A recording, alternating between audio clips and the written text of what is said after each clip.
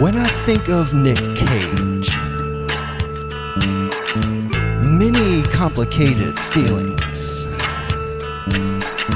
And when I think of Ron Perlman, I think Hellboy's all I've seen. And it's strange. They talk like they're from the USA. It's like they don't even give a shit. Check is cashed in, already spent on a grave that looks like a pyramid. This movie ain't even about a witch. This movie ain't even about a witch. This movie done pulled a bait and switch.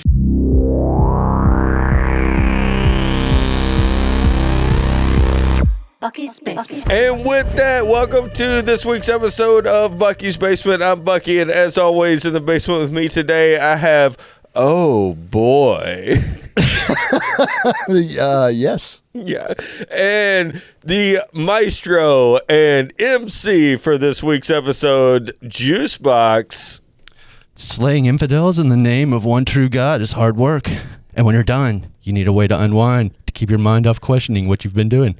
Lucky for you, we have just the place. Come on down to Magdalene's for a sip and a slit. Get your mind off the questionable killings you've been doing all day.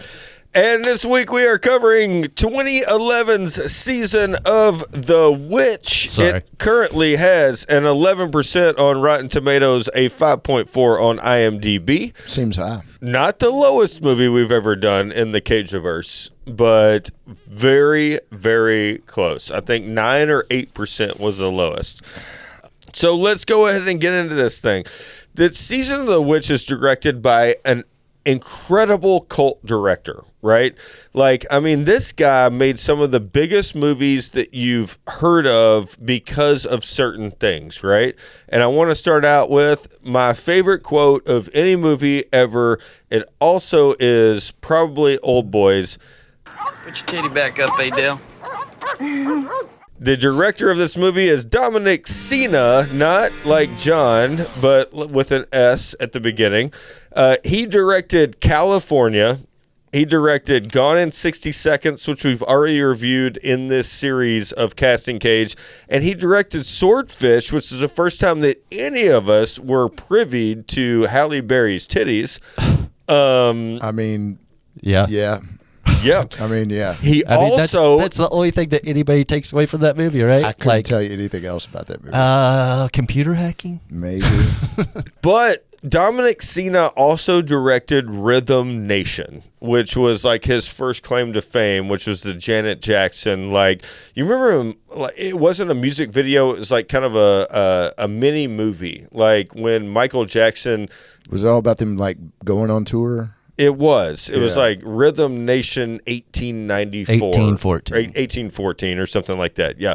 But the fact that Season of the Witch was the last movie he ever directed, like, blows my mind. That did this movie kill him? This movie ended his career. Did it? I mean- Because you're on such a trajectory. Don't get me wrong. California, probably not a big box office thing, right? Was huge in the DVD world and when I was like in high school and college. Right. Gone in 60 Seconds, we've got a remake. We've got something that was big, popular. He hit it right there, right? Sure. Swordfish, I have a feeling that was profitable. Then he comes in and does Season of the Witch in 2011 and is never heard of again. Calls it quits. Ever I mean, heard of again.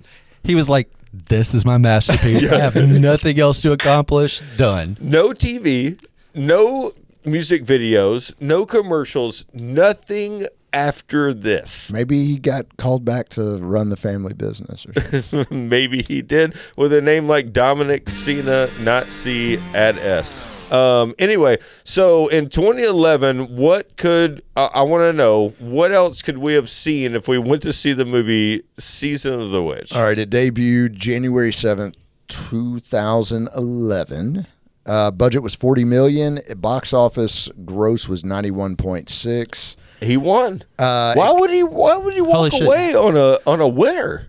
Just fun fact: January 7th is Nick Cage's birthday. Oh man! So it came out on his birthday. I wonder if that was arranged. They gave it a bump. So it came out. It was third in the theaters at the time. You could have seen True Grit. I'm pretty sure I saw it in theaters. I saw that in theaters. The remake. Little Fockers, which I don't care about those movies. I don't know about y'all, but I didn't see that. There's one coming out. Yeah, I saw. Tron Legacy. Was it Tron Legacy the Daft Punk Tron? Don't know. Yes, that actually was. It was. Yeah. Yep. Black Swan, definitely saw it. Country Strong, I think we covered that. think we We did that a podcast about that. Yep. You deny it, but it I also existed. think we've covered Black Swan. We did. Did we? Oh shit! All right, The Fighter, Yogi Bear, The King's Speech, Tangled, and that's all. That's as far as Fighter's I'm going. great. Damn, did we do the King's Speech too? I mean, I definitely saw. We it. Or did maybe do not. the King's Speech. I feel like I saw that in the theater at least. if we Stutter. didn't. Yeah. Yeah, I think we did. All right. So we've covered a lot of these movies. 2011 was our sweet spot. It actually, that's not when we got started, was it? Yeah. It is. So our first podcast came out in 2011, 15 years ago. Yeah, that's what's awesome is like, I mean, we can talk about it later. We don't need to drag on this, but like we've reviewed Drive Angry before. Right. I feel like I have like a rough edit of a rough recording of that or something somewhere. So it's Would like I gotta love try to dig that up To bring that out and on the dust podcast. off the the toxicity. All right, this week we were talking about 2011 Season of the Witch. Let's get into the cast. The reason we are here each and every week is for the wonderful, the talented, the brand new, actually the resurgence of Nicolas Cage is coming out right now. He just had last night his premiere of Spider-Man Noir, and there are a bunch of videos online that you can see, not of the show, but of him coming in and out of the premiere. Right. And his signature, you guys you've got to look at this. Like, he just literally walks up and grabs a pen and doesn't even look at anything he's signing. He just like does a dash on everybody. It's like awesome. But at least he does that. In this movie, he plays Bayman. Just call him Nick Cage, but yes, he. Yeah, it's going to be hard. This movie's going to be hard. I hate these type of movies. We'll get into it later. Also in this movie is Ron Perlman, also known as Hellboy. Ted Danson. And Ted Danson, he plays Felson. Ron Perlman's smile is what I get out of everything that he's in. He's got the most wonderful smile in Hollywood. He's like Ted Danson if he had like that disease for the mask or the Rocky Dennis disease. Yeah. The elephantitis in the face. That's what it is. I cannot think of the word. All right. Also in this movie is Claire Foy. She plays the girl, the witch, the demon. She is known from, I don't know if you guys ever watched The Crown. It was a big show on HBO, but she was on that for about 7 seasons. 7 seasons of The Crown. I didn't recognize this girl from anything. Yep. Let's get back into it. Christopher Lee plays the Cardinal. And this is like his most intense role ever, I think. No, I don't think it's his He's most. in the movie for like 2 minutes. I know, just kidding. dude. But can we talk about Christopher Lee for a minute? Yeah, like you know him from Lord of the Rings. Star Wars. Yeah. I mean, dude, he has played Dracula, the Mummy, Jekyll and Hyde, Fu Manchu, Frankenstein's monster, as well as Rasputin, Sherlock Holmes, and Mycroft Holmes. He was the OG bad guy in The Wicker Man. Bond villains. He almost played Dr. Loomis. Like, this dude, he might be more prolific than Nick Cage. Like, he's awesome. Not as many movies, but bigger. I think as many, probably more. He was like a horror icon. He's awesome. He's got couple of metal concept albums, like heavy metal. I tried listening to it. It leans more towards like, classical, but anyway. He's great. Also in this movie, Stephen Graham. Wait. Is death metal that leans towards classical? Well, you know how like heavy metal, like it's a lot of like a very lot of those strings guitarists are like classically trained, and you can pick up a lot of that in metal. Anyway. It's like that Christian Christmas show where they do the. Oh yeah. It's a lot like that actually. Yeah, I can imagine. All right. Also in this movie, Stephen Graham plays Hagamar. He is the degenerate that leads them and that leads them to where they're needed to go. So Stephen Graham just won an Emmy for Best Actor in a Drama Series for Adolescents. Incredible show. It's taken him a long time. Have you seen it? Oh, I've seen. I love it. Is it worth it? It's awesome. Saw it when it came out. Adolescents this year on the Emmys won every award. It won Best Show, Best Actor, Best Actress, Best Supporting Actor, everything. That show is all shot in one continuous shot, the entire show. Damn. And there's about 8 episodes, and it never stops from that camera. It's really cool. Have you ever seen This Is England?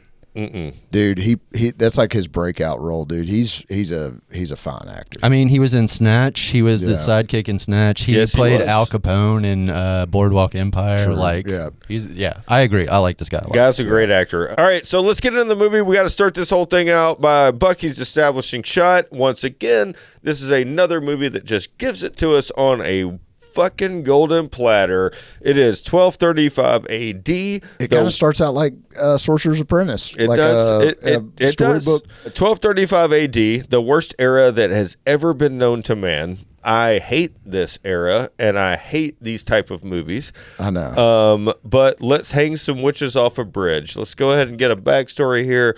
Let's hang 3 witches. But what I learned after this is it is really cool in this scene where everybody leaves. They're like, these witches are dead. The priest pulls the bodies up at night by himself. Yeah, I do like how everybody else is just like, fuck it, good enough. They're we hung them enough. and drowned them, dude. Yeah, let's go get a sip and a slit. Yeah. But he pulls the bodies up to resurrect the demons, right? I thought this was pretty cool to find out who the witches are. He didn't pull them up to resurrect it. He pulled it up to finish the. That's what, not resurrect, but I guess I'm at kill. Exercise. Exercise it all and then kill it. So I thought this was pretty cool because you kind of learn who the witches are. There was one that obviously was innocent, and then 2 that were witches. It's if you're a real witch, you won't drown.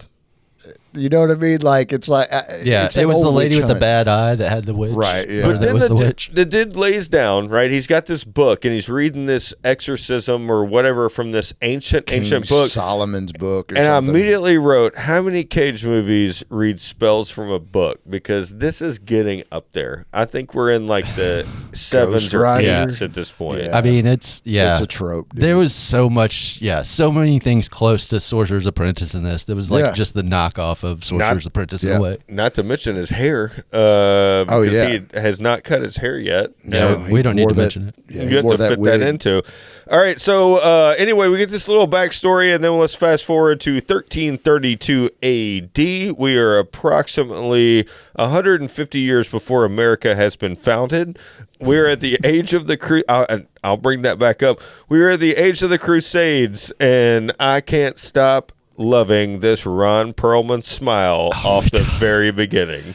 He is having the best time in this movie, I feel the entire time. Every single scene, it feels like he's I can't believe I'm in a movie with Nick Cage. This is awesome. You guys, we're running around on a giant green screen acting like we're killing people. It's awesome. Immediately, it's the age of the Crusade, so it's battle time with what I like to call 100-pound swords. This is why I think this is fake. They're 5 pounds.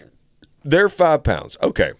That's fine. Later in the movie, when the Timothy Chalamet guy turns the sword around, he is fighting with a sword, and his hand is on the sword part, and he is fighting with the butt of the sword. And I'm like, are these even sharp?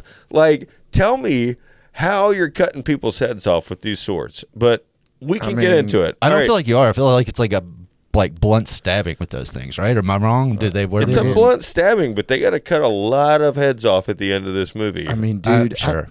I think you take a semi-sharp 5-pound piece of metal and I'll shear something off. Right? Okay, sweet. Let's do it later. I'm gonna fabricate 2 5-pound swords, and I think you and I should sword fight. That's behind Bucky's basement, and we'll live stream it on air. LARP. I'd like to know more about these fabrication techniques that you're getting. I'm going to figure it out. I'm going to get metal. I'm going to get into a new hobby. Are you a smith? Yeah, I'm not. So Goodbye sports cards. Hello metallurgy. metalwork. So the Timothy Chalamet dude you mentioned, I reached out to him on Instagram to see if he'd give us an interview. He never replied. Oh man, I know. The kid was good in this movie. Yeah, he's fine. He's great in some other shit I've seen, but no I liked response. it. So we're back in the 1332 AD. We're at the age of the Crusades. We're getting in a battle. This is one of my favorite things. Right off the bat, let's go. Ron Perlman, Nick Cage, futuristic American accents, looking at each other and just thinking they're the most baddest motherfuckers on the planet. When one looks at, and this, I will quote, "I'll take the 300 on the right, you take the 300 on the left." I mean, this is why I hate this era, I'm because with there's you. no fucking way any of that would have happened. That's just ripped from like Lord of the Rings. Yeah, no, type that's shit. a lot of this movie just felt like a ripoff of other movies, kind of. Yeah. And like these scenes look like shit. Oh yeah, Like they are so like obviously green screened, and like the lighting on the people doesn't match like what the background is doing. It's just like it's very lazy in these scenes, and it's like took me out of it immediately. When he speaks of these scenes, he means we're going real fast here. We're going 1332 AD, Age of the Crusades, first fight. 1334, so 2 years later, we're going still fighting and drinking after we win the fight. whoring, dude. Yeah, and whoring around. Super Christian. Then At 1337. Magdalene's, that was my ad earlier. Then 1337 happens, and now let's fight at night. And let's keep fast forwarding. Yeah. 1339, now let's fight in the snow. 1344, we're fighting in the desert, pretty much in the summertime at this point. And the way they move through this, I'm like, what? Like, what? The Crusade campaign. I don't know a whole lot about Crusades, but it's all pretty shitty. But 1344 had a big, come to Jesus moment when Get away from Jesus moment. yeah. Nick Cage is fighting everybody for the Lord, and he accidentally kills a woman. Has a moment of clarity. Yeah, you know that's not the first time. That's what got me too. It's like this has been going on for 10 years, and this is the first person that he has remorse for killing. This is the first time he's ever been like, wait a minute. Yep. So Cage And I love that Rod Perlman's also like sees him go through it. And he's kind of like, oh, okay, yeah, maybe, yeah. It's just like he's like the perfect buddy sidekick. He's like, oh, you don't want to do this anymore? All right, yeah, that is fucked up. He has no original thought, at all. Like No. he is the ultimate sidekick. The like ultimate then that's sidekick. why he has like the shit-eating grin on his face like the entire time. Yeah. I It's love just him. like- He's like the redheaded dude in The Walking Dead. The big, he's the enforcer, and he just trusts everything the leader is saying. yeah. Anyway, after Cage kills this woman, Cage and Hellboy, a.k.a. Ron Perlman, they go Cage and rogue. Hellboy. They go alone. They start wandering the AWOL. country. They go AWOL. They find a house. There's dead people in the house. They burn the house. Jump scare, They keep moving. cheap jump scare. It's terrible. Which, okay, I had a So question this about is that. the plague, right?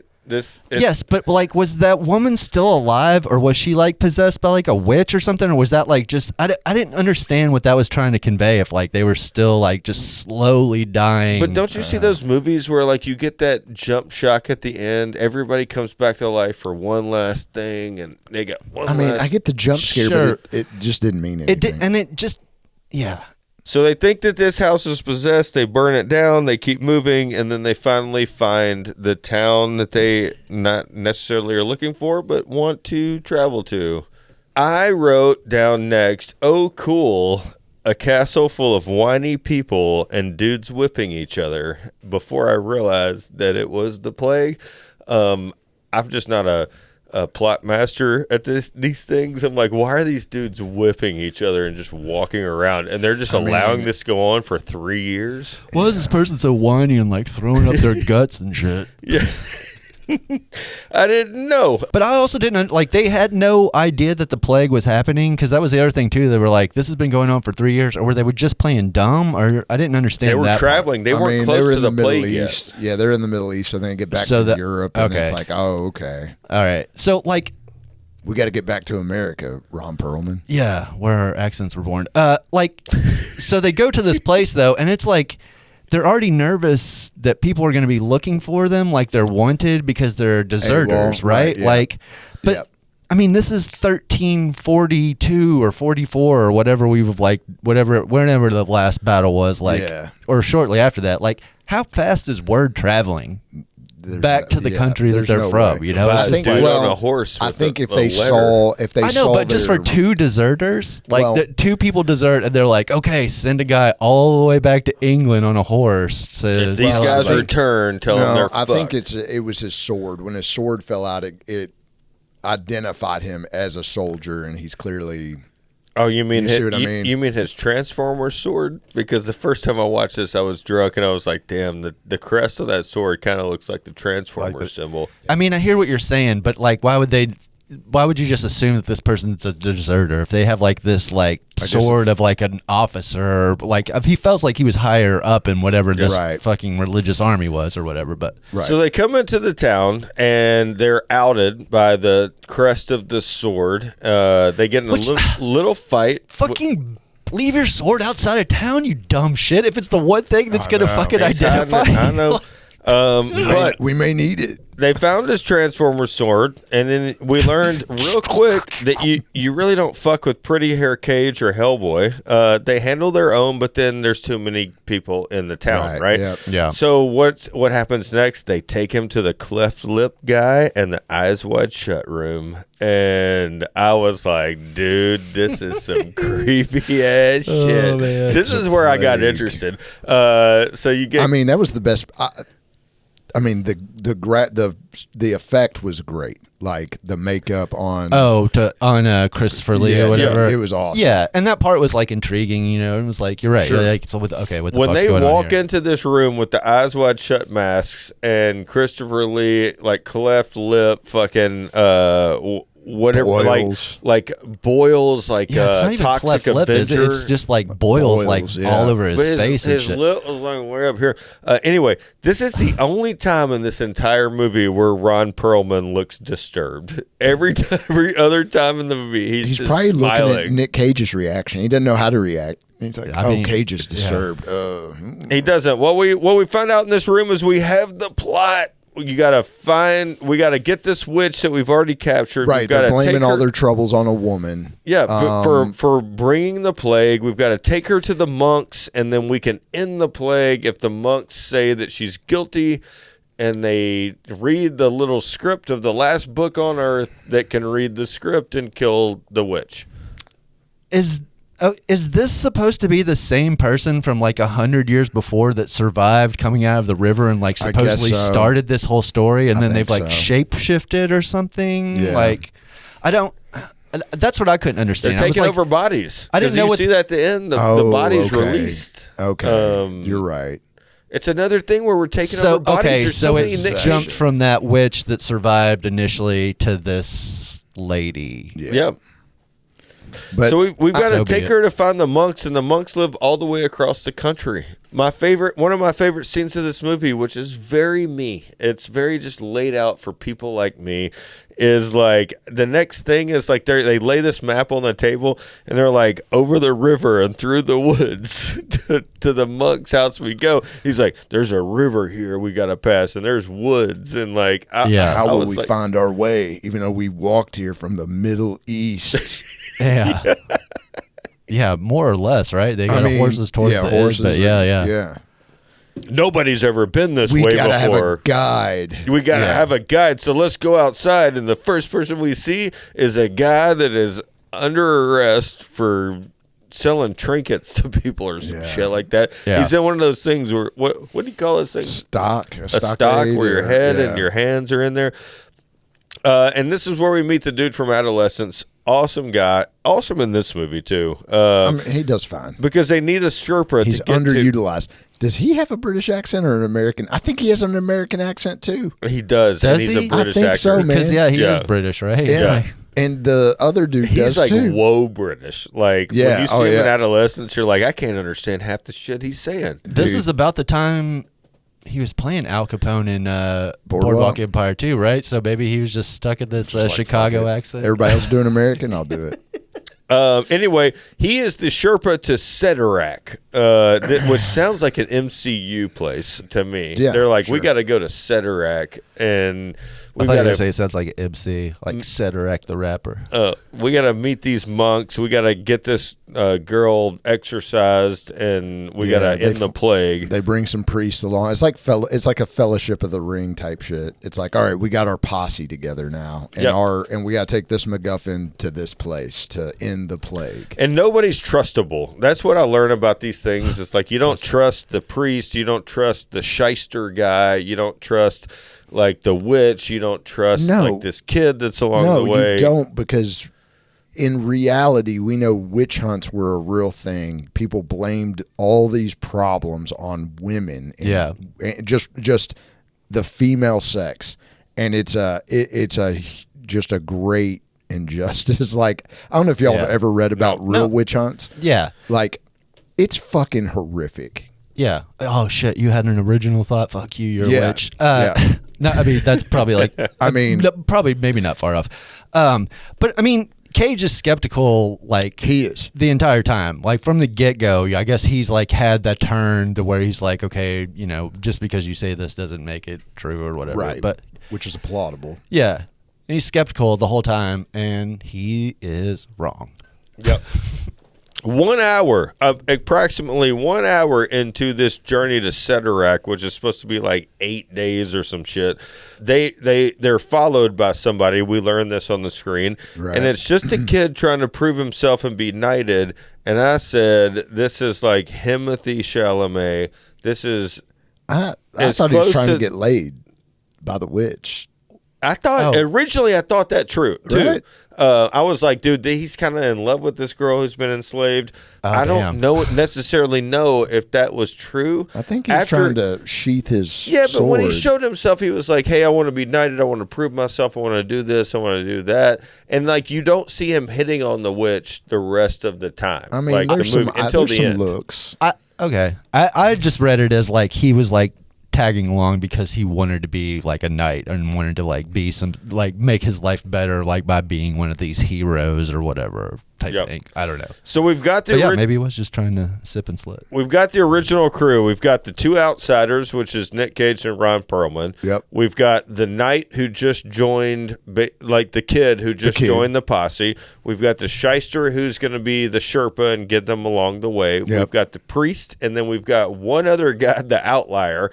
The one other guy who's like doesn't really mean much except his death kind of means something. Police chief maybe or something. Is that what it? I wasn't one. Yeah, he was like the city knight or city like policeman or something. Yeah, I was. But we're all going to go on a journey throughout the country, and this is where retreat. This is where we've got to like develop a plot. So the witch speaks finally. Like we don't hear her speak very much. She escapes. We get our first type of witchcraft with like the one guy who didn't matter, who we weren't invested into. No. He had a daughter, and he hadn't seen her in a while, and she turns the Timothée Chalamet character into his daughter. Yep. And that was just, he kills him. And it's like, all right, we got rid of the one guy that we got no backstory on. Yeah, that didn't matter.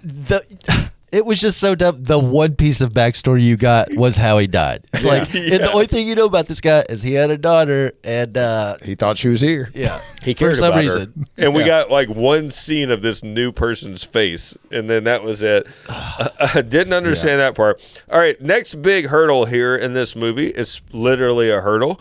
Let's cross this rickety old bridge on this journey throughout this country to get to the monks. And this bridge, like, how are you like walking a horse with all these holes in this like rickety old like bridge?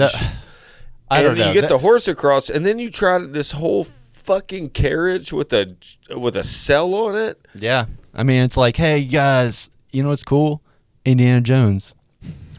Can we do something like Indiana Jones in this movie? Well, we can't do rolling boulder. Well, what about rope bridge? Okay, we can do rope bridge. Yep. They spent a lot of time on this scene. Dude. Yeah. But anyway, once we get past the bridge, we make it past that. We get into the forest, and then this is a whole nother part of the movie. Well, something on the bridge is the kid falls, and the witch catches him one-handed and like lifts this much. So now, because we know she's a witch. Yeah, the whole time I'm kind of like, man, I don't know, man. This is No, I thought it was she's going one manipulating minds, but now we're like, she's definitely clearly a fucking witch. Yeah, something's going on. Yeah. I feel like she'd shown signs before beyond just manipulation, Yeah. maybe. But I don't know. Maybe not. We get into the forest. She's definitely a witch. She's like starting to do all this shit. But is she a witch? She's not even a witch. Like, but we don't know that yet. Okay, fine. We don't know that yet Fine. because she's still a witch. Sorry, audience. But what they do is they parakeet her. Like instead of like her riding down the road, they put this big blanket over her cell and like bird her in there, Yeah. and then They put a mirror in there so she could just like talk to herself. she breaks through that. How? The call of the wild.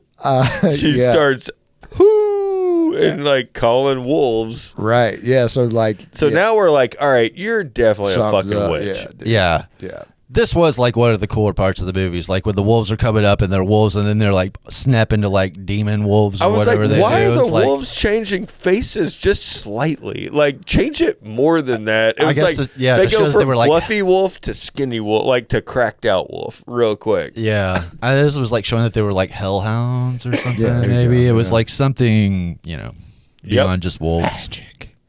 Wolves come. If y'all had a 5-pound sword, do you think you could take those wolves? I think I could take those wolves. No, because that sword weighs more than 5 pounds. And I'm not swinging fast enough for a wolf. Well, Although, you're probably not. But I do love, like, say, No Country for Old Men. There's a ton of movies who do this. I love the dog or wolf chasing you and then like killing them at the last second with like a gunshot or a sword or a knife or something. Yeah, you mean like every movie that has a dog chasing yeah. somebody or a wolf? But chasing it's always somebody? last second. Like you had that instinct to do that. I love that shit. Yeah, I know you do. Anyway, with this wolf scene, we lose another character in this movie. I kind of feel like you like are gonna give this movie your highest rating. It is like checking all the boxes for you. In the next scene, we lose someone else on this journey, which is the Sherpa. The only guy that can get him there gets killed by the wolves. Which doesn't make any sense to me because they're clearly on a road most of the time. They are. They're on a path. This is a very easy path to follow. They are, yeah. But I guess maybe I don't know because initially Devil's Act is like, this is the way we go, and they're like, well, that's a straight line through like some mountains or something like that, so they can't do that. So maybe Mountains, there was valleys, rivers, forests. Yeah. So maybe this Al Capone Sherpa knew the Sherpa guy. I don't know. This is the best part of the movie for me. The Sherpa guy dies, and they're like, they just turn around, and there's Oz. Like there. It's like, dude, we made it through the woods and there's the fucking Wizard of Oz castle. Plague City, right? It's there. right there. And they're like, because Nick Cage at this point almost lost it, and he was gonna kill everybody, kill the witch. He's like, fuck this. And then Ron Perlman just taps him on the shoulder and says, turn around and look up there. We made it, bro. He did. So put that crossbow up, man. We made it, dude. They're like, okay, Sherpa guy, we have this much amount of money to pay you, so with this part of the story, we have to write you out because we can't pay you for the rest of we can't afford to put you in these stunts and effects for the rest of the movie. Yep. So they have reached Severac. Did I write that down the second time? Severac? They've reached Severac, finally. They get inside of this castle. You know, you got a Lord of the Rings or whatever the fuck you want to call it castle. And all the monks are dead. Jesus, man. I was like, the plague has reached this far. Yeah. What are we going to do? Who's going to read the book? What are we going to do? We got all the way here and fucking nobody's alive? Yeah. That sucks. I wanted to see some monks. I wanted to see some like chanting ass red hooded monks. And I didn't get that. This movie did not check that box. It didn't check that box. I got a bunch of boiled out faces laying on books. And I was like, man, that's how y'all decided to spend the last seconds of your life is reading books.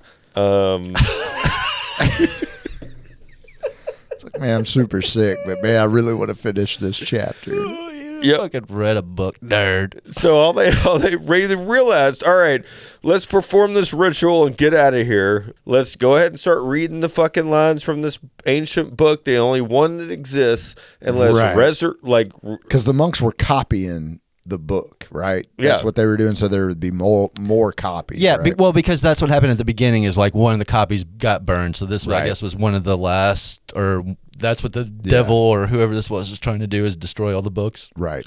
But let's perform this ritual. Oh shit, it's not the right ritual. We realize that we are not here to exorcise a witch. We are here to exorcise a demon. Right. And I said at this point, wait, it's the devil? Yeah. Yeah. Spoiler. And I said, wait, could it just be a witch? Because I don't want to see this fucking CGI fucking creature that they created. So, it just looks so CGI. terrible. Initially, she turns. Let's go ahead and get into the CGI parts of this. She turns this kid into a bird, and he like flies off. And then she has like the Force type powers. She can just go like this and move someone like out of the way. And I'm like, oh fuck.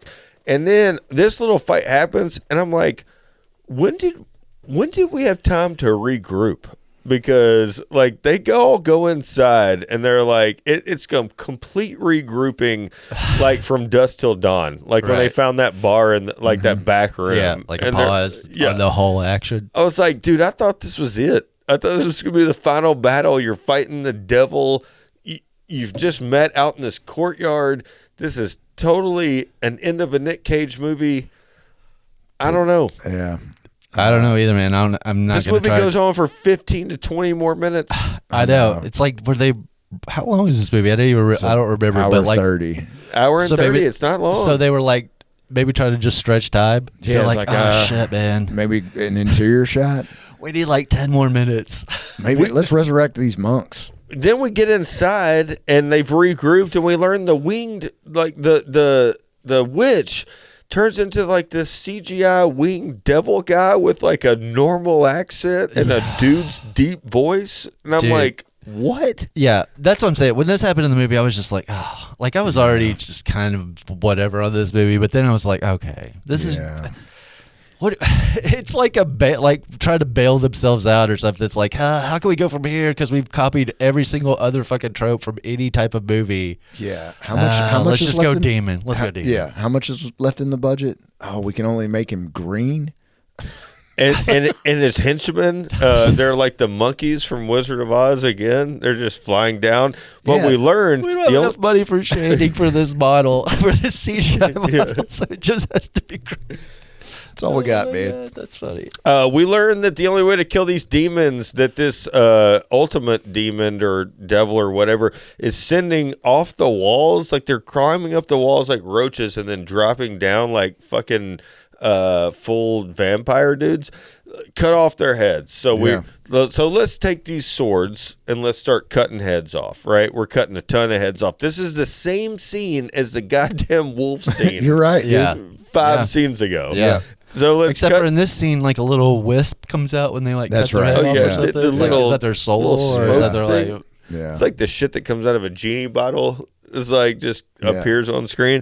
The demons are too much for them, we learned. And then we get like the devil coming back and he's starting to talk to Nick Cage, and now he's got like a gangster accent. I don't know if y'all picked up on this. Like he went from deep like male accent to like, I'm a gangster. And like, Nick Cage's accent starts to sound a little British here. Yeah. Oh my god, that is hilarious. It does go off the rails pretty quickly. That is hilarious. What? Yeah. What was it? It was like, it was like European gangster or something. Is what that guy would like. The devil went into like.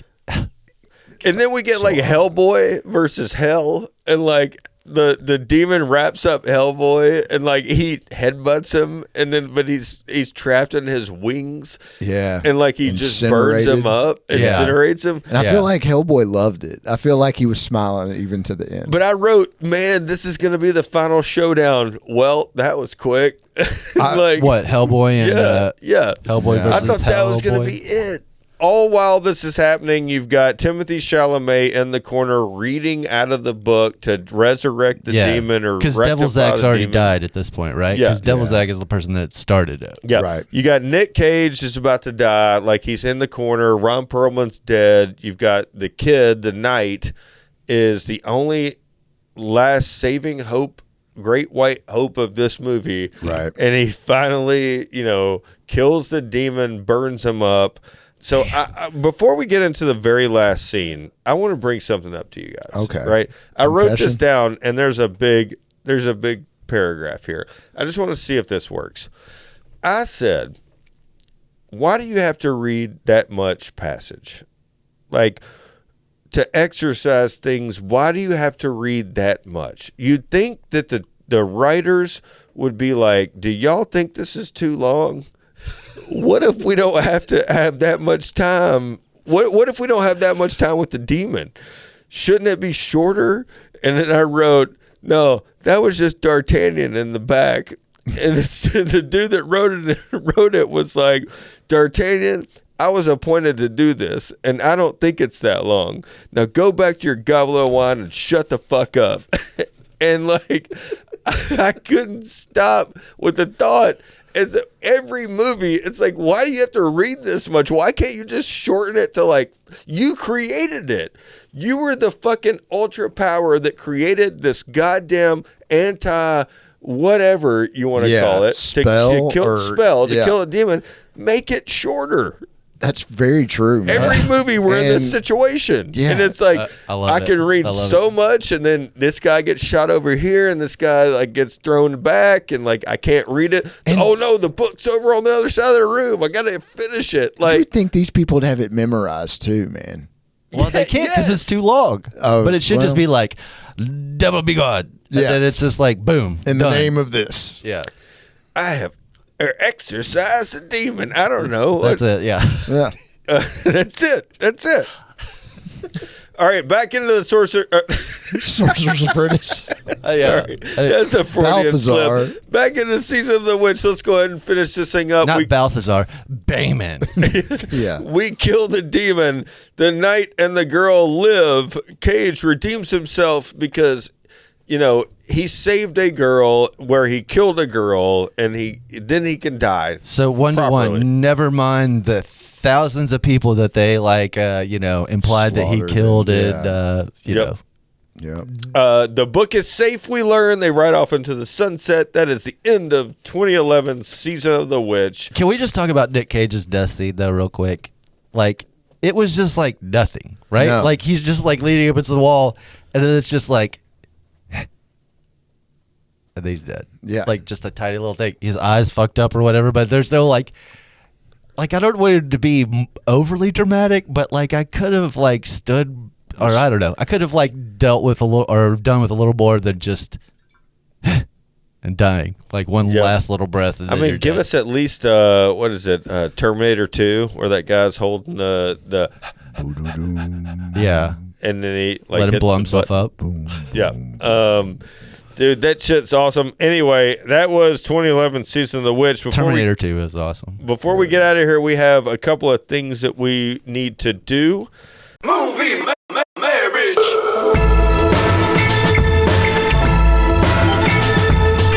Let's just do it. Get on a plane, go to Vegas, and do it. Now. I'm going to go ahead and get this thing kicked off. I've got The Sorcerer's Apprentice, which is the movie that we saw right before this, mixed with the movie Jonah Hex, Okay. which I think we have seen We've before reviewed as that. well. Yeah. Damn, that's a good pull. I didn't think about that. I don't even know if that's a good comparison, but I totally forgot about It that. is. No, Yeah. it's the same fucking thing. The only thing I remember about Jonah Hex, never mind. I don't want to talk about it. All right. I went Lord of the Rings for the Fellowship Gathering MacGuffin part of it, and Ghost Rider, because I feel like I saw Ghost Rider in this. I yeah. saw the end scene of Ghost Rider, and it's like I mean, all as the soon as fucking that demons. the very first witch popped up, I was like, she belongs in Ghost Rider. Yeah, I see that. I went Robin Hood, Prince of Thieves, because it felt like that was kind of like a sidekick type of movie. You know, Yeah, it was and they like come Kevin back from the Costner and his, Crusades, yeah. yeah. And then like Good call. The Witch or something. I don't know. Like I was having a hard time pulling a second movie because of the direction this movie went and how I felt about it. Sure. Okay.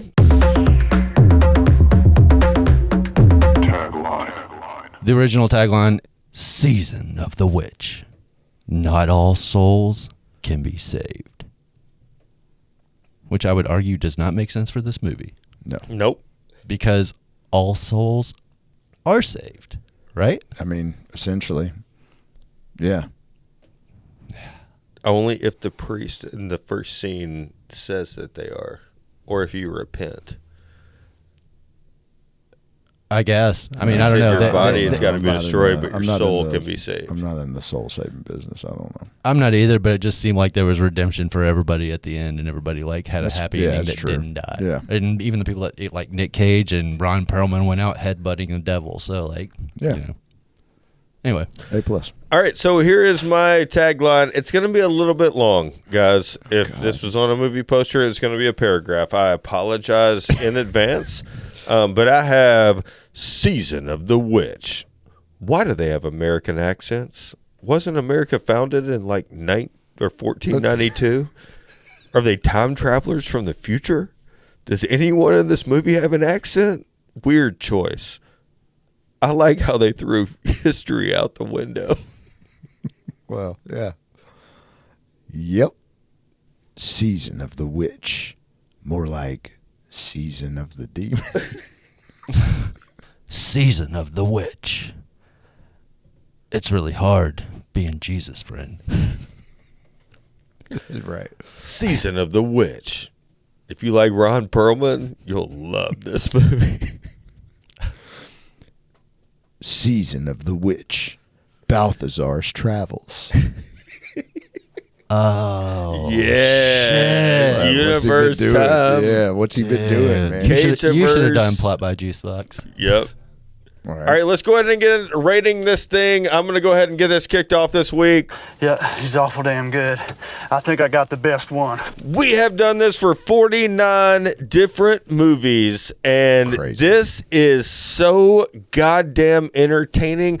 I started this movie, I watched it once, and I was kind of drunk and kind of like a little loopy at night. I fell asleep within 5 minutes, right? Okay. I watched this movie today over lunch, completely sober, eating a chicken wrap, and I was so into this. Even though the platform I was watching on had commercials every 10 minutes, I didn't care. I wanted to see what was happening next. yeah. All It's right. so fake. It's so fucking unbelievable and unreal. And like, this is what I wanted. And I honestly think Ron Perlman did it for me. I think it was just fun for me. It was Yeah. like, I hate, like, there's a lot of movies I hate. I don't hate this. I don't know why. I just don't hate it. I don't hate the travels from these two dudes. I think they had a buddy-buddy relationship. It was comfortable. I'm sorry. Do you hate a lot of movies? I don't hate a lot of That's movies. what you said. You said I hate a lot of movies. Movies are but I don't think entertaining. you hate, yeah. I hate TV shows. I hate having to go through multiple fucking episodes of something. I want something that's an hour and a half long. Just give it to me and give it to me right. I mean, I do agree. When a movie's written well, like, you know, all you need is an hour and 45 to tell, hour 30, hour 45 Yeah. to tell a solid story. You want to go or you want me to go? I'll go ahead and go. And I know I'm negative on here a lot, and but this movie had some talent, man. You had Cage, you had Ted Danson, Christopher Lee, Stephen Graham. I mean, that's some serious star power, some acting greats. But even that isn't enough to carry this piece of shit.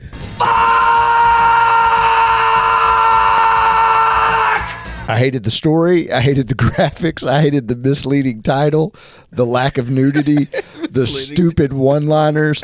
We're going to need more holy water, or you're buying tonight. That should have been the fucking Oh, tagline. yeah. God damn it. The lack of nudity, Said it. worst We rated. got shoulders and back. I hate that the priest in the beginning is justified because of some fucking book.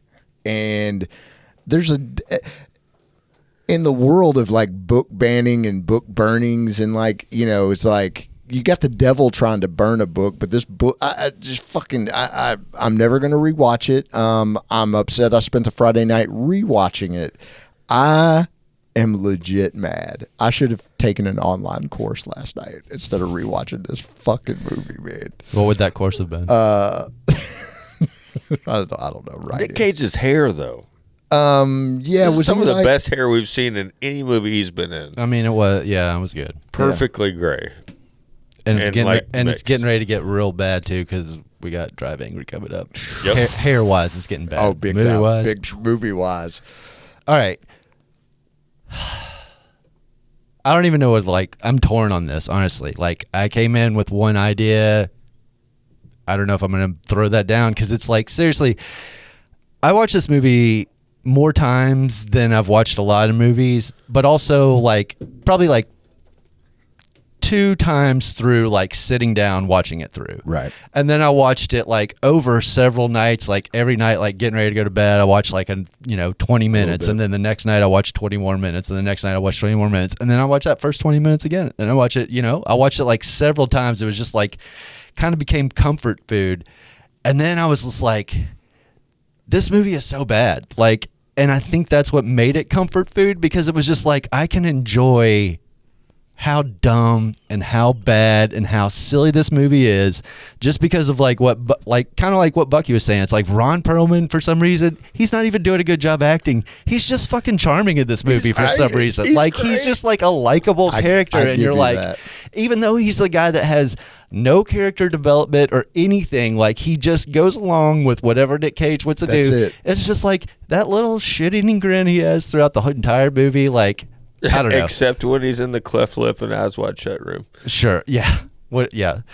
But I don't know. I hated the fucking ending and the way it turned into this demon and this whole CGI battle with this fucking thing. Those effects were terrible, and it was just it was so stupid. Like you said, the accent of the demon changed and all this shit. So I was gonna go with Old Boy. I was gonna go full on fucking fuck this movie, but I will go. All right, I'm a little tired. All right, a little wired, that is and I awesome. think I deserve a little appreciation. Because there is a little bit of comfort in just a bad movie sometimes. Yes. You know what I'm saying?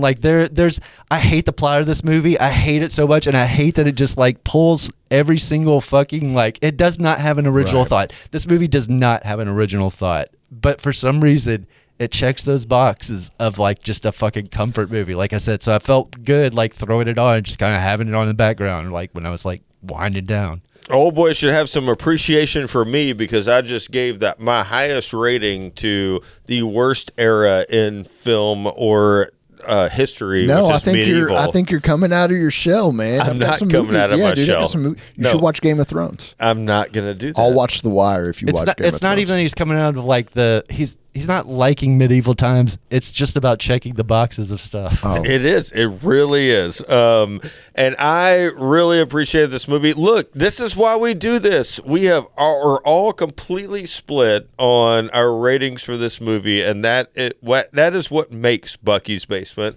That is what makes this series of Casting Cages. Speaking of that, all right, up next is another 2011 movie. Nick Cage was busy in 2011 Big time. called Drive Angry. We have reviewed this in the past. It was 15 years ago when we reviewed this movie. Yeah, when it came out in the red box. But I think I've said it before, but 2011, Nick Cage comes out with the most movies in 1 year that he's ever come out with. I think it's either 5 or 6. So we are excited about And this. I would love to try to have a guest on. I'm aiming to have a guest on this Drive Angry episode. Sweet. All right, Drive Angry currently sits at a 46% on Rotten Tomatoes, Is it Amber 5.4 Heard? out of 10 on IMDb. Sydney Sweeney. Drive Angry is a 3D action horror film starring Nicolas Cage as Milton, a hardened felon who escapes from hell to avenge his daughter's murder and save his granddaughter from a satanic cult led by Jonah King. Dude, this is going to be an exciting one for us. It really is. Again, we are in the era of Nick Cage that matters. It matters because you never saw it, but you should have. But we're doing it for you, dude. Yeah, maybe not all of them, but this is also I've seen this movie several times now. It reminds me it has a lot of similarities to Mandy. If you've seen Mandy, it's Kinda, yeah. it's a revenge against a weird devil cult type thing. That's true, That plot line type Yeah. thing. It's Yeah. I had to like look it up. I was like, is the guy in fucking Drive Angry the same guy in Mandy? It's not, but they like play a similar type of fucking character. Well, thank you guys for tuning in. If you've made it all the way to the end of this episode and you have never seen Season of the Witch, we encourage you to do so because you just need to put, a face to a name. A face to a name. Anyway. Have lunch to Season of the Witch. I don't know. It's a dumb, stupid movie, but it's just like, you can enjoy it if you can enjoy a fucking stupid movie. And if you and your friend are out there on a Thelma and Louise type journey and you come across, some random person somewhere that you think possibly could be a witch, no matter what city that is in, and, they are looking for something to do, we want you to tell them about our podcast. We want you to tell them that we're on every podcast network and on YouTube. And if that doesn't work, we're gonna send vibes to you. We're gonna mentally get this over to you. We're gonna manipulate your brain to think that this might be your long lost daughter, but really, we're gonna tell them to tell you. I'm so lost where this Devil's where act. this is going. Who's gonna do that devil's act? Tell your mom and them.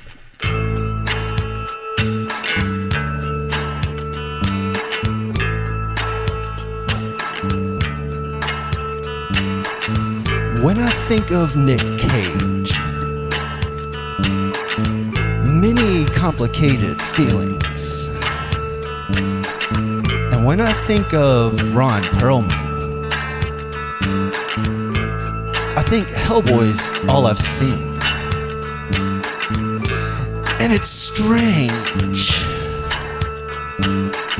They talk like they're from the USA.